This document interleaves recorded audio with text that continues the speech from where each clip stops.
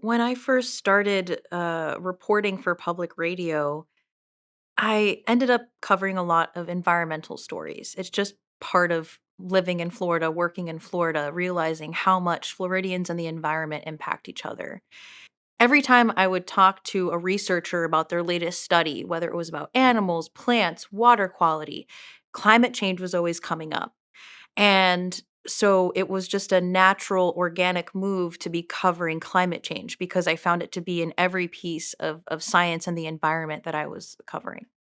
One thing that has really caught my eye was really noticing all the grassroots campaigns, like local communities wanting to take charge of their climate adaptation. I love talking to people who are trying to make a difference in the local community.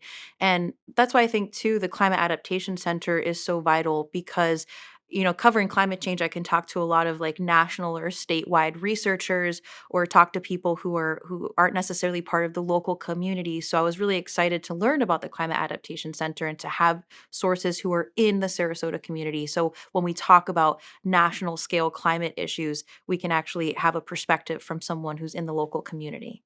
I think one thing that I'm interested in seeing more of is and learning more about is how the Climate Adaptation Center has worked with community leaders in uh, changing infrastructure because I think Florida, we've been building the same way for a long time. And so infrastructure is so important because of things like severe weather and hurricanes.